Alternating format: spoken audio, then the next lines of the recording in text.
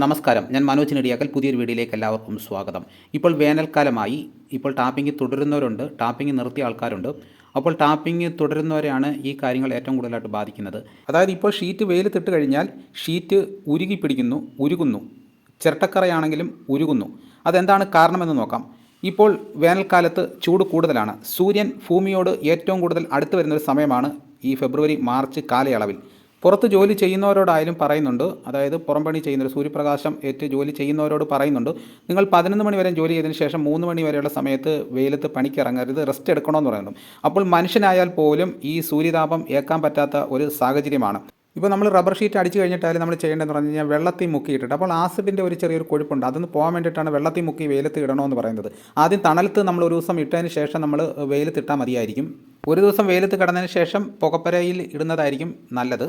ചിലർ സാധാരണഗതി ചെയ്യുന്ന പറഞ്ഞു കഴിഞ്ഞാൽ ഷീറ്റ് അടിച്ചിട്ട് ഒരു ദിവസം തണലത്തിട്ടതിന് ശേഷം ആ പച്ചയോട് കൂടി ഈ പുകപ്പരയിൽ ഇടുന്നതാണ് കാണുന്നത്. ചിലർ ഒരു ദിവസം കൂടെ വെയിലത്തിട്ടതിന് ശേഷം മാത്രമായിരിക്കും പുകപ്പരയിൽ ഇടുന്നത്. അപ്പോൾ 2 ദിവസം കൊണ്ട് നല്ല ഫോർ ഷീറ്റായിട്ട് മാറുന്നതായിരിക്കും. അപ്പോൾ 2 ദിവസം കഴിയുമ്പോഴത്തേക്ക് 3 ദിവസം ആകുമ്പോഴത്തേക്ക് കറുപ്പ് കൂടുതലാവും.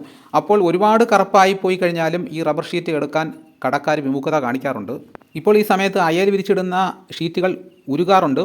തറയിൽ പിന്നെ പറയുക വേണ്ട, നമ്മൾ പിന്നെ വൈകുന്നേരം ആകുമ്പോഴത്തേക്ക് വലിച്ചെടുക്കാൻ പോലും വളരെയേറെ പ്രയാസമായിരിക്കും. എനിക്കും അനുഭവമുണ്ട്. അപ്പോൾ അനുഭവം വന്നതിന് ശേഷമാണ് ഞാൻ ഇങ്ങനൊരു കാര്യം ചെയ്തത്.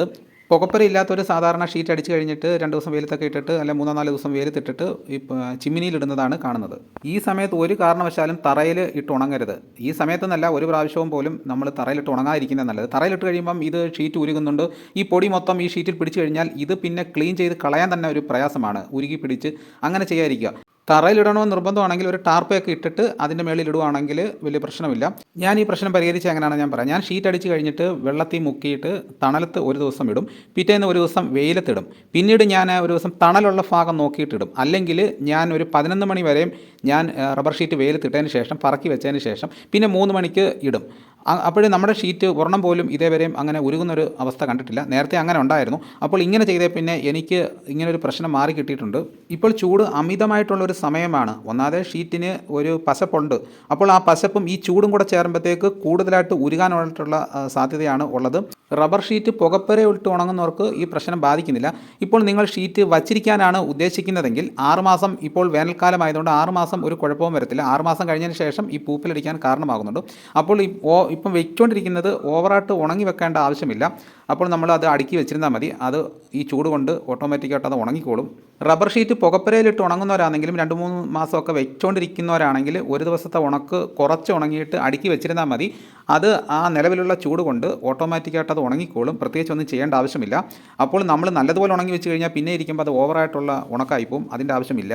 അപ്പോൾ ചുരുക്കം പറഞ്ഞാൽ ഇപ്പോൾ റബ്ബർ ഷീറ്റ് ഉള്ളവർ ഈ വെയിലത്തിട്ട് ഉണങ്ങേണ്ട ആവശ്യമില്ല. അതായത് 11 മണി തൊട്ട് 3 മണി വരെയുള്ള സമയത്ത് ഉണങ്ങേണ്ട ആവശ്യമില്ല. അത് ഉരുകാനുള്ള കാരണമാകുന്നുണ്ട്. ഇത് ഉരുകാതിരിക്കാനുള്ള മറ്റു മാർഗ്ഗങ്ങൾ ഇതുവരെ ആരും കണ്ടുപിടിച്ചതായിട്ട് എനിക്ക് അറിവില്ല. ഇതോടുകൂടി വീഡിയോ ഇവിടെ പൂർണ്ണമാകുന്നു. വീഡിയോ ഇഷ്ടപ്പെട്ടു കാണുമെന്ന് ഞാൻ വിശ്വസിക്കുന്നു. എല്ലാവരും ലൈക്ക് ചെയ്ത് സപ്പോർട്ട് ചെയ്യണം. ഈ വീഡിയോ എല്ലാവർക്കും ഒന്ന് ഷെയർ ചെയ്ത് കൊടുക്കണം. ആദ്യമായിട്ടാണ് ഈ ചാനൽ കാണുന്നതെങ്കിൽ സബ്സ്ക്രൈബ് ചെയ്യാൻ മറക്കരുത്. നിങ്ങളുടെ അഭിപ്രായങ്ങൾ കമൻറ്റായിട്ട് രേഖപ്പെടുത്തണം. മറ്റൊരു വീഡിയോ ഉടനെ എത്താം. എല്ലാവർക്കും നന്ദി.